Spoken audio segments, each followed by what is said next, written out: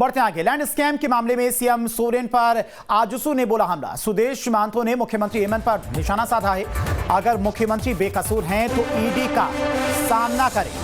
तो land scam मामले में मुख्यमंत्री हेमंत सोरेन को ईडी द्वारा जारी नोटिस पर आजसू पार्टी ने जमकर निशाना साधा है। आजसू सुप्रीमो सुदेश महतो ने कहा है कि मुख्यमंत्री हेमंत सोरेन को ईडी का सामना करना चाहिए। जनता जानना चाहती है कि मुख्यमंत्री पूछताछ के लिए ईडी दफ्तर क्यों नहीं जा रहे हैं। अगर मुख्यमंत्री बेकसूर है तो उन्हें ईडी दफ्तर जाकर अपनी सफाई देनी चाहिए। जो लोग बड़े पदों पे होते हैं, जिनकी जवाबदेही बड़ी होती है, उनको अपने ही द्वारा बनाए गए, चाहे वो भारत सरकार का प्रतिष्ठान हो या राज्य सरकार का प्रतिष्ठान हो, सम्मान करना चाहिए। ताकि ये क्या, वो हमेशा लीडर जो होते हैं, जो लोग मुख्य पद में होते हैं, वो हमेशा आरोप लगेंगे। मैं पहले भी कहा, आरोप लगेंगे, लगते हैं। जो आरोप आया है उसका सामना करना पड़ेगा। और ये अगर बड़े पदों में बैठने वाले नहीं करेंगे तो हमेशा छोटे को शिकार बनाया जाता है।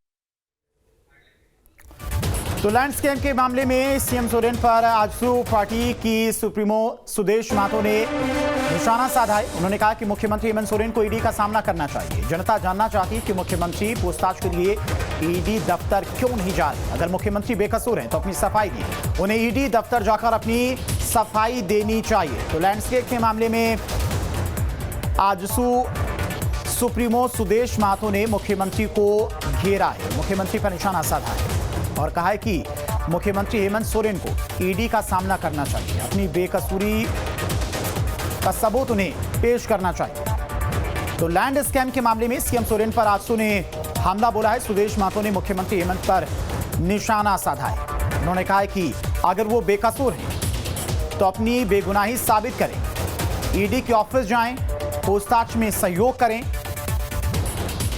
तो लैंड स्कैम मामले में मुख्यमंत्री हेमंत सोरेन को ईडी द्वारा नोटिस जारी किया गया था, जिस पर आजसू पार्टी ने जमकर निशाना साधा है। आजसू सुप्रीमो सुदेश महतो ने कहा कि मुख्यमंत्री हेमंत सोरेन को ईडी का सामना करना चाहिए। जनता जानना चाहती है कि मुख्यमंत्री पूछताछ के लिए ईडी दफ्तर क्यों नहीं जा रहे। अगर मुख्यमंत्री बेकसूर हैं तो उन्हें ईडी दफ्तर जाकर अपनी सफाई देनी चाहिए।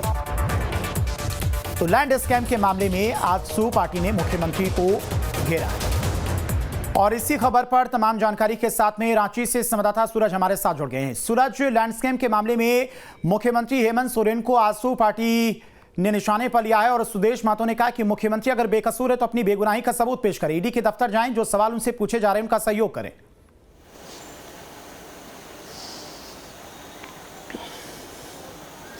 देखिए, जाहिर तौर पर लैंड स्कैम मामले में कहीं ना कहीं मुख्यमंत्री पूरी तरह से घिर चुके हैं और लगातार एनडीए के तो तमाम नेता है, चाहे वो आजसू पार्टी की बात कर ले या फिर भारतीय जनता पार्टी की बात कर ले, लगातार वो कहीं ना कहीं तमाम नेताओं के निशाने पर है। और आपने देखा कि एक नहीं बल्कि 5 सम्मन मुख्यमंत्री हेमंत सोरेन को लैंड स्कैम के मामले में भेजे गए थे, लेकिन एक भी सम्मन को लेकर वो ईडी दफ्तर पूछताछ के लिए नहीं गए। और आपने देखा कि किस तरह से हाईकोर्ट ने उनके इस याचिका को भी खारिज कर दिया है। तो कहीं ना कहीं उनके याचिका खारिज के मामले को लेकर या फिर जिस तरह से सम्मन जो भेजे जा रहे हैं, उन सम्मन को लेकर लगातार वो विपक्षों के निशाने पर है। और सबसे बड़ी बात है कि सुदेश महतो जो आजसू के केंद्रीय अध्यक्ष हैं, उन्होंने साफ कहा कि मुख्यमंत्री एक जनप्रतिनिधि के तौर पर है और खासकर एक राज्य के मुखिया, यानी सब कुछ उनके कंधों पर है। तो ऐसी स्थिति में अगर लैंड के मामले में उनको अगर सम्मन भेजे जाते हैं, उनके ऊपर अगर आरोप लग रहे हैं, तो उन आरोपों को वो सीधे ईडी दफ्तर पहुंच करके उन ईडी के सवालों का जवाब वो दे सकते हैं कि राज्य की लगभग 3.5 करोड़ जनता यह जानने की कोशिश कर रहे हैं कि आखिरकार मुख्यमंत्री को जो सम्मन भेजे गए हैं, उस सम्मन के आलोक में वो क्यों नहीं ईडी दफ्तर पहुंच रहे हैं। तो ऐसे कई सवाल थे आजसू के। और आपने देखा कि सुदेश महतो लगातार पूरी तरह से हमलावर नजर आ रहे थे। और खासकर उन्होंने ये भी कहा कि चाहे वो केंद्र जांच एजेंसियां हो या फिर अन्य सरकारी एजेंसी हो, तमाम एजेंसियों को कहीं ना कहीं सम्मानजनक उन्हें स्वीकार करनी चाहिए। अगर उनके ऊपर इस तरह के अगर सम्मन भेजे जाते हैं या फिर पत्रचार होते हैं, तो ऐसी स्थिति में उनको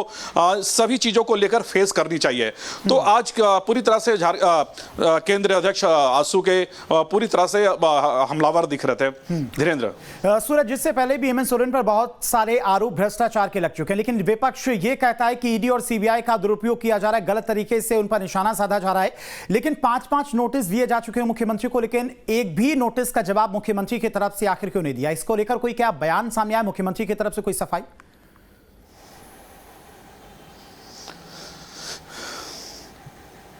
देखिए, मुख्यमंत्री की तरफ से फिलहाल ऐसी कोई सफाई तो नहीं आई है, लेकिन आपने देखा कि जो बड़े अधिवक्ता है उनके लगातार उस संपर्क में थे। सुप्रीम कोर्ट का भी उन्होंने रुख किया था, और खासकर जो उनके अधिवक्ता है पी चिदम्बरम, एक बड़े वकील हैं, और कपिल सिब्बल की बात कर ले, लगातार उनके वो टच में हैं।